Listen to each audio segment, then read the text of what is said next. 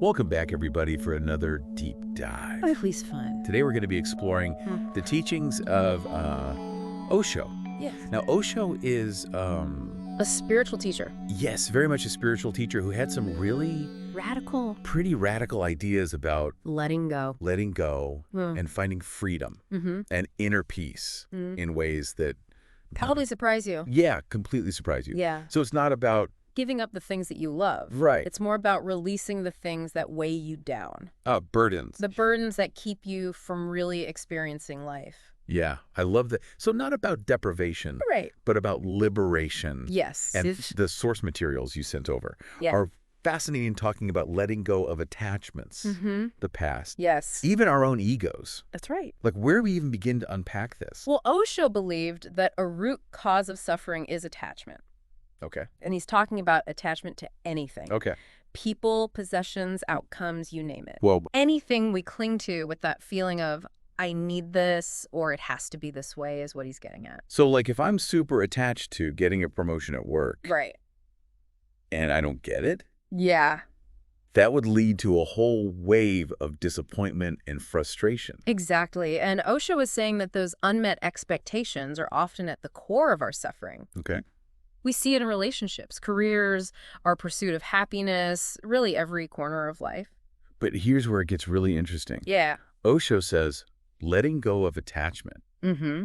isn't about becoming cold or uncaring. No, not at all. Okay. It's about finding a new way to connect and love without needing to possess or control. So there's still that love there, There is, absolutely. without the clinging, Without the grasping in there. grasping and the desperation.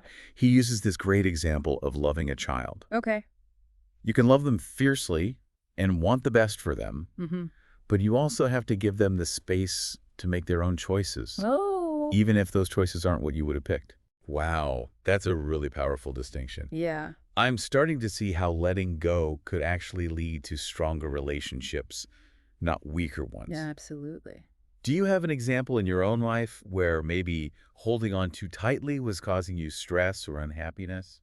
Absolutely. When I was younger, I was incredibly attached to the idea of having a perfect career path. Okay. I thought I needed to achieve certain milestones by a certain age, and any deviation from that plan felt like a failure. Oh, so you had it all planned out. Oh, yeah, it was Like, very structured. You know, 25, I'm going to be Yeah, here. agreed. 30, I'm going to be here. Exactly. And if I wasn't there, then I felt like something had gone wrong. It sounds exhausting. It was very stressful. What shifted for you? Well, I started incorporating Osho's teachings into my life. Okay. I began practicing meditation and really reflecting on what truly mattered to me. Yeah, It was a process. sure. But eventually I was able to loosen my grip on that rigid plan Okay. and embrace a more flexible and fulfilling path. So you let go of that expectation. I did, yeah. It sounds like that ties into Osho's ideas about the past. Yeah. You know, you were clinging to this past vision Mm-hmm. of how your life should be. Right. Is that a form of attachment too? Absolutely. Osho was very clear that dwelling on the past, Mm-hmm. whether it's regrets or old hurts or even clinging to happy memories, Yeah. can actually keep you from fully experiencing the present moment. So even those like happy memories, Even those, yeah, because sometimes we cling to them. we romanticize them. Yeah, and we use them as a way to escape the present moment if Right. we're not happy with where we are now. Yeah, it's like carrying around baggage. It is Then exactly. it weighs you down and makes it hard to move forward freely. That's a great way to put it. Yeah. Osho believed the past is meant to be a source of lessons, Okay. not a place to live in. Right. And a big part of letting go of the past involves forgiveness, Okay. forgiving yourself and others. Oh, that's huge. It is. So not just other people, but also ourselves. That's right. Yeah, because we can often be our own harshest critics. Right. And holding on to that guilt and shame from the past just keeps us stuck. So it's about acknowledging the past, Yes. learning from it, Mm-hmm. and then making a conscious choice Mm-hmm. to release the pain or resentment you've been holding on to. Exactly. That sounds simple in theory, Yeah. but I know from personal experience, forgiveness can be incredibly tough. It's a process. It's not a light switch. Right. You don't just suddenly decide to forgive and then it's all gone. It's a journey. It is a journey, and sometimes it takes time and effort and support. Mm. But Osho emphasizes that we always have a choice. Okay. We can choose to cling to anger and hurt, or we can choose to release it and move on. It's a conscious choice. It is. It's taking all that energy you've been using to hold on to negativity and turning it into something positive and empowering. That's the heart of it. It's about reframing it. Reframing it, yeah, and moving from why me Right. to what can I learn from this. I love that. It's a shift in perspective. And remember, Osho's teachings are all about reaching that state of true freedom. Yes.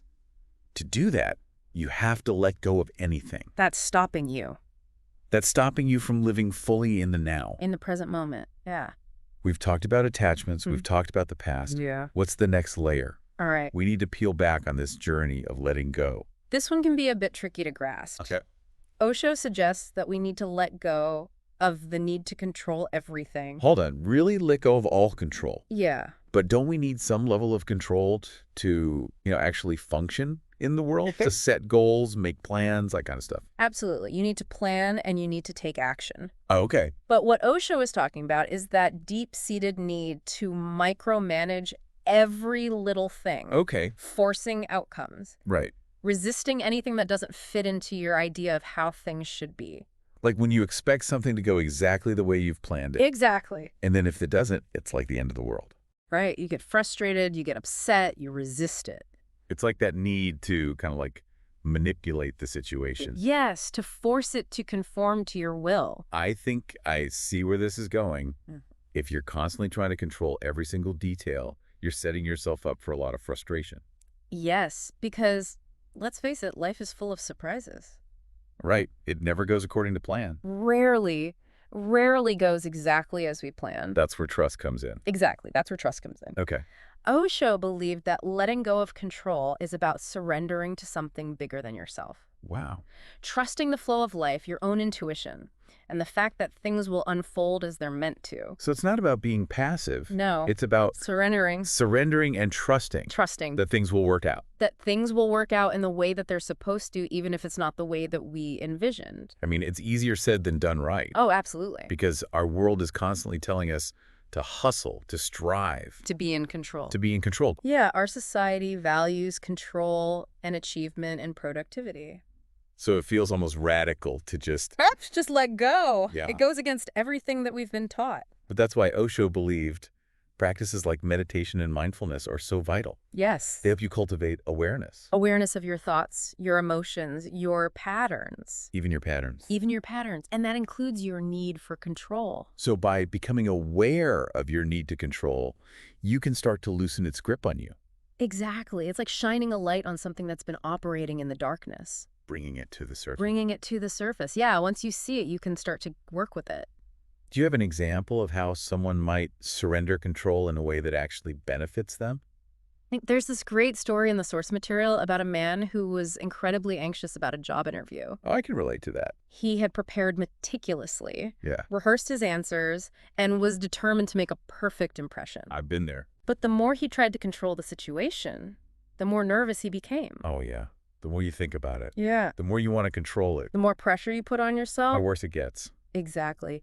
And Osho advised him to simply let go of the outcome. Okay. Trust that he had done his best and focus on being present in the moment. I'm on the edge of my seat. What happened? Well, during the interview, the man relaxed and was able to be his authentic self.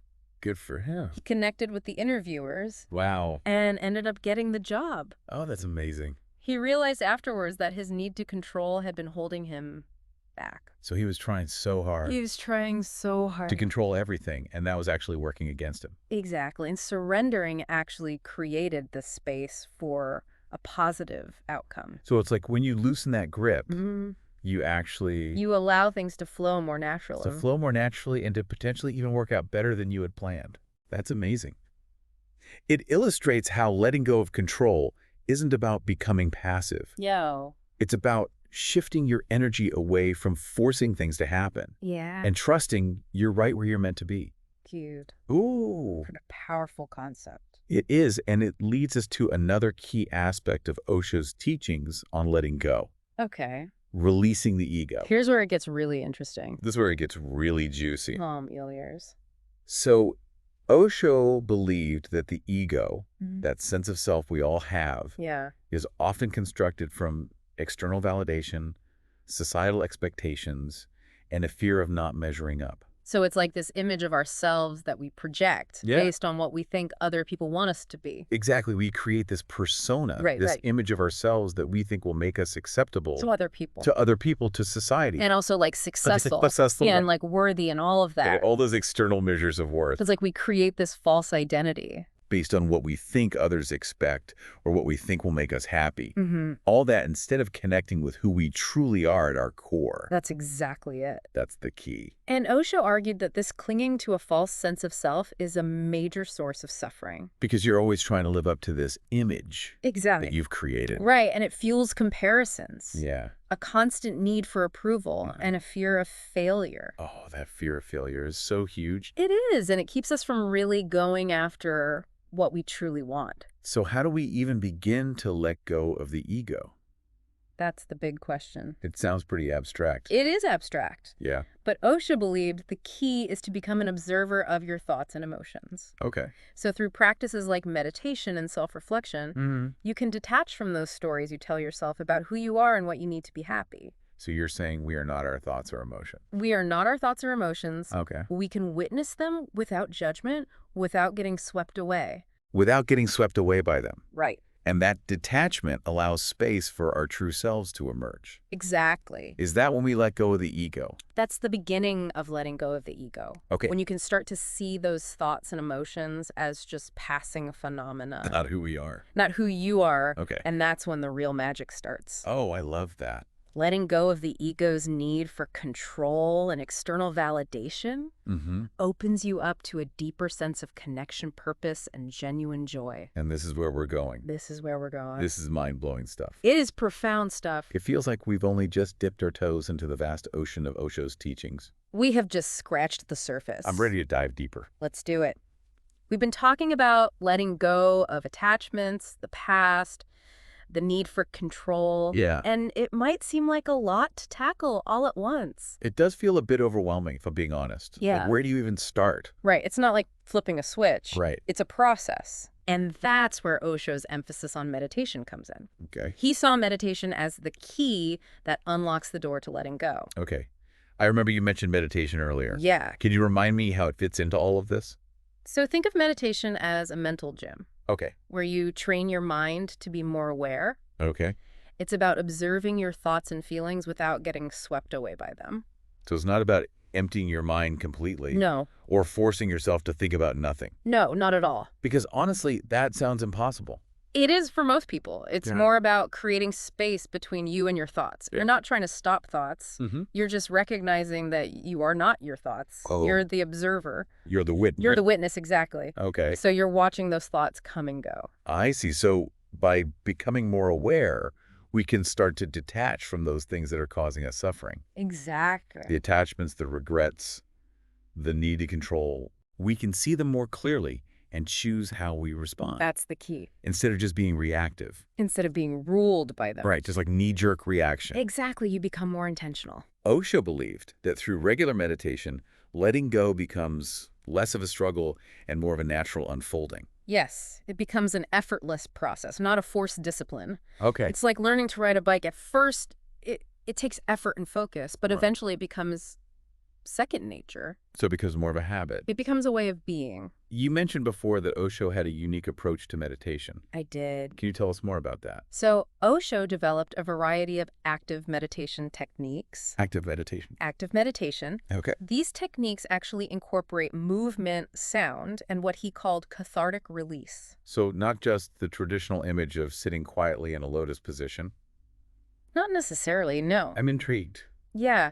He felt that modern people Hmm. often need to shake things up a bit Okay. before they can access that deep stillness. Because we're so used to, Go, go, go, go. yeah, like constantly moving. Exactly. Yeah. And he saw the body and mind as interconnected. Well- So if you release tension and blocked energy in your body, Yeah. it paves the way for a more peaceful mind. Can you give us an example of one of these active meditation techniques? Sure. What would that look like? One of Osho's most well-known techniques is called dynamic meditation. Dynamic meditation. Dynamic meditation. Okay.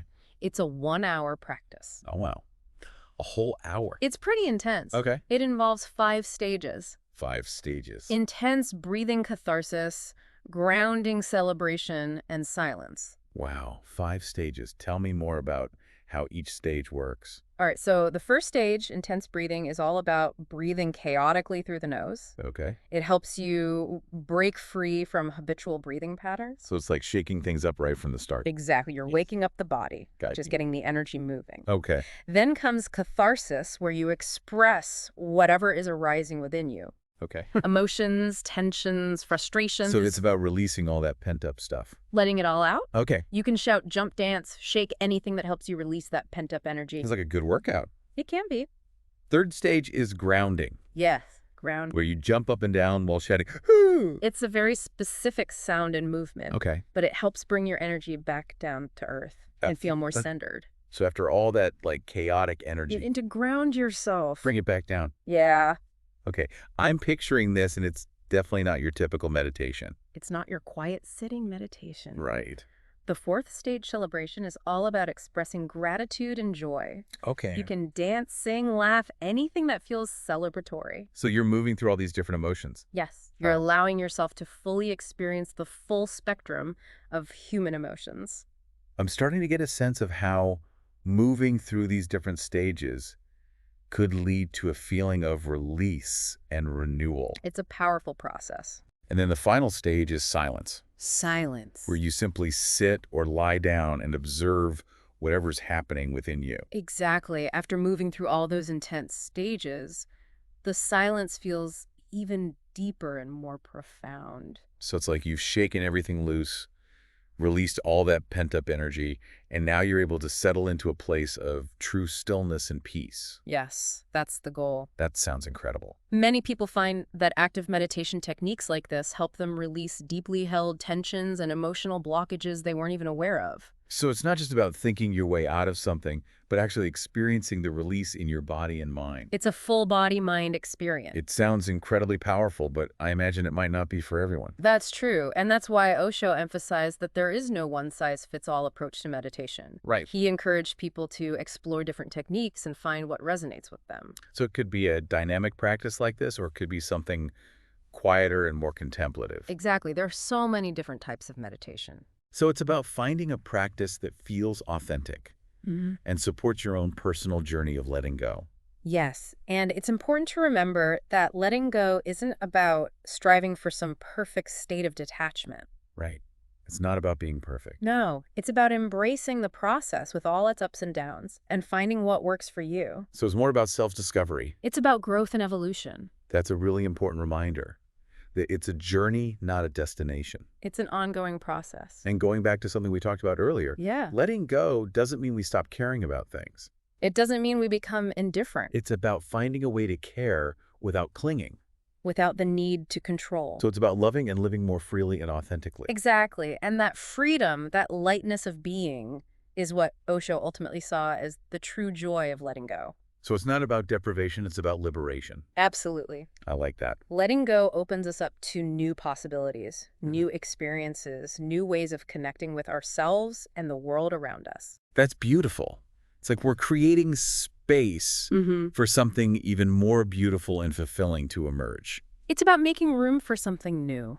It's making me think about how all of this can be applied in different areas of life, like relationships and work. That's a great point. And you know what? We've covered so much ground already. We have. Let's take a moment to reflect on what we've learned Okay. and then come back to explore how these teachings can be applied to our everyday lives.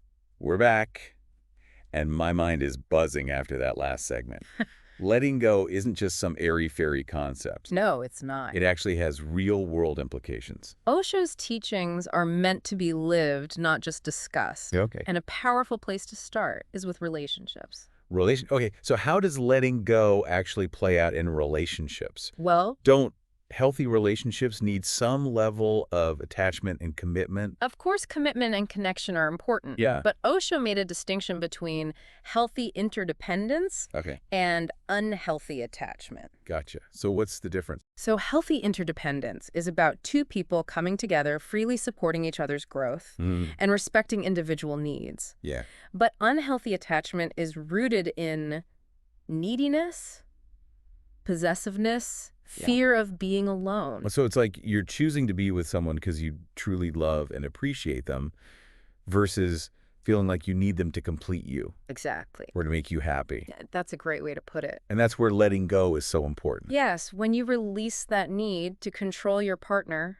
Mm. to change them, to possess them, Right. you create space for a genuine, fulfilling connection to blossom. It's about allowing each person to be who they are Yes. without trying to fit them into some mold you have in your mind. Exactly. And this applies to all kinds of relationships, right? Yes, all kinds. Romantic ones, Friendships, friendships, son dynamics, family dynamics. even work relationship. It takes the pressure off needing to fix people Yeah. or to get them to meet my It expectations. allows you to just accept them for who they are. This idea of letting go is surprisingly relevant in our work lives, too. Yeah, it applies there as well.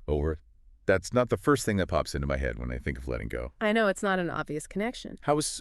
Well, think about it. Okay. So many of us get caught in that cycle of striving, achieving, Yeah, constantly seeking external validation through our jobs. that's me. We attach our self-worth to job titles, salaries, accomplishments. It's so true. It's like we're chasing the next promotion, the next raise, always thinking that will finally make us happy and successful. Yes, and it's a never-ending chase. So it's never enough. Never enough. There's always something else. Always the next thing. And that's where Osho's teachings offer a totally fresh perspective. Yeah, he encouraged people to find work that aligns with their passions and purpose, Okay. but to detach from the outcome. So it's not about the outcome. It's about the journey. It's about the process. Yeah. Creating, contributing, expressing yourself, Not about the result. rather than on those external rewards. So it's about finding the joy and fulfillment in the work itself, not in what it brings you in terms of status or recognition, Exactly. because you love doing it, Yes. not for what it brings you in the end. And that shift in mindset is incredibly freeing. Okay. It allows you to approach your work with more creativity, passion, and authenticity. Makes total sense.